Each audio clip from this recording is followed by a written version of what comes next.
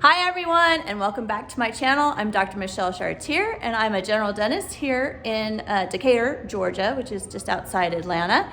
If you haven't already, subscribe and stay to the end of this video. I have some great footage of myself and Dr. Waters and all the fun we've had together over the years. We are interviewing Dr. Jeff Waters. He's an amazing endodontist, root canal specialist, and he's going to talk a little bit about his journey becoming an endodontist and all the things that you need to do to get to the point where you are an endodontist. And you're going to see his technology and his office. It's unbelievable, and I think you're going to enjoy it. Also, if you have a chance, go ahead and put in the comments below any suggestions you have for videos you want me to do. So enjoy, and here we go. Hi, I'm back at the Endodontics of Atlanta's office. Here we are. Isn't it beautiful?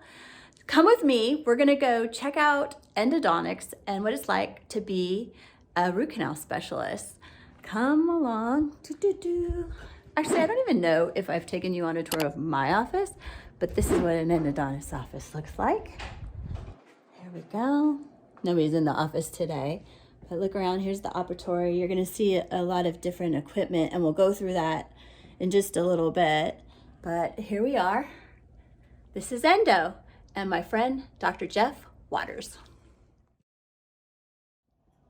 Hello everyone, I'm Dr. Jeffrey Waters. I'm an endodontist in Atlanta, Georgia, and I've been a friend of Dr. Michelle Chartier's for many years. It's a pleasure to be here with you today and to share a little bit about what it is to be an endodontist, what it takes to get the certification, and what it's like to practice as an endodontist. So my education background is that I have a Bachelor's of Science from Murray State University. I majored in biology, minored in chemistry. From there, I went to the University of Louisville for dental school. I applied to several residency programs. The first one I applied to was the University of Texas at Houston. Thankfully, I was accepted at that school. At the time that I was applying, there were options between 2- and 3-year programs. The university that I was accepted to, UT Houston, was a 3-year program, and they were primarily trying to produce educators. So we were required to not only do our residency, but we also got a Master's of Science at the same time. So I did have to go to dental school, also go to night school, and work on and eventually defend a thesis. I took my national boards in Texas, and the residency program that I was in, thankfully, very much on the second year, you were allowed to moonlight. So I went to school Monday through Friday and found a dental office that was actually open on the weekends and worked on Saturdays and Sundays for the remaining 2 years of my residency. So it was a very busy time, but it did allow me to have a nice life and to offset the cost of being a student. According to the statistics that I looked up today, the average starting salary is probably going to be somewhere close to $180,000, with the national average being about $280,000. To me, I think that is perhaps low, and I do not think it takes into consideration, I should say it takes into consideration all levels of participation. Meaning people just getting started and people who've been in their careers and slowing down. Clearly, there's much more opportunity for people if you are business owners and have multiple locations and have associates. I certainly know many endodontists that are making well over the $300,000 a year. So to me, the number seems a little low, but it is taking into consideration all levels of participation in that. Personally, I now work 4 days a week. Endodontics is a good career that allows you to kind of select your time and to work the number of days that you want. When I purchased my practice, there was an older gentleman who was phasing out, who was working very successfully at 2 days a week, and which is a goal that I hope to get to in one of these years. As far as procedures that we take care of in our office, obviously we do root canals, we do apicoectomies, which are surgical procedures specifically related to root canals. We do not place implants, but I do know of other endodontists that do place implants. We use laser therapy in our practice for soft tissue management and debridement and cleaning of canals. We use gentle wave. We use rotary instruments, cone beam. CT is pretty much standard of care in our practice. Every single patient that walks through the door, we hope to be able to take a CBCT on them if they will allow us to do so that we can really select how to best take care of their cases. So patient comfort is extremely important to us. When patients come into our office, they're greeted by the staff at the front desk, our assistants. The focus is making them comfortable and happy while they're in the office. We use topical anesthetics and anesthetics throughout the procedure. We offer nitrous oxide. We also do oral conscious sedation, typically with Halcyon. We try and make everything we can as comfortable for them as possible. Speaking of comfort, we also try and make it extremely comfortable for us, the dentist. Dentistry has changed so much from whenever I was doing my residency.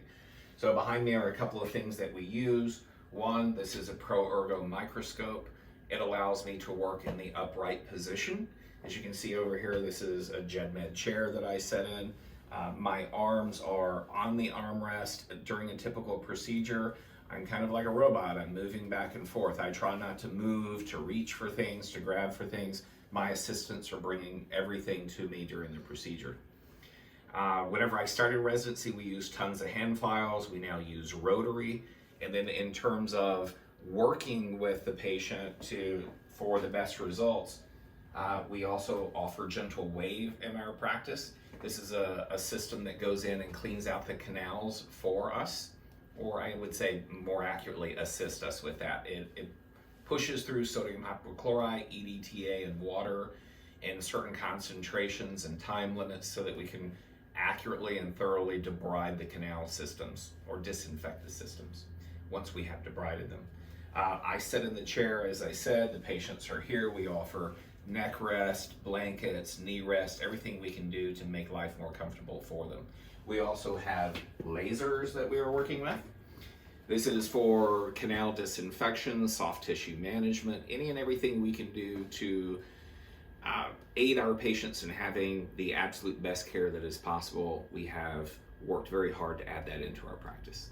So my reason for becoming an endodontist was whenever I went to dental school, I was pretty certain that I did not want to be a general dentist.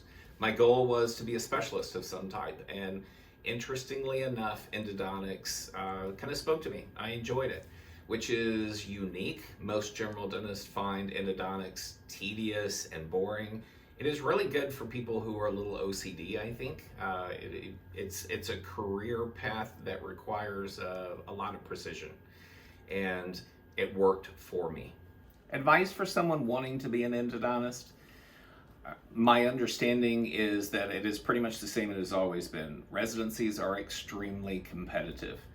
So you need to diversify. You need to make yourself look appealing. You need to be involved in different organizations. You need to have a high GPA. You need to have good standing with your faculty members so that you're going to get good letters of reference. It's not impossible. It is certainly a career path that anyone can pursue, but you do have to put the work into it. So thank you, Michelle, for having me on today. I'm Dr. Jeff Waters, and this is Endodontics. 1, 2, 3. Happy birthday. You can clap too. Happy birthday to you. Happy birthday, dear Jeff. Happy birthday to you. To Jeff from Jeff. Thank you. We love you. Jeff's dream come true. All you Jeffs. There you go.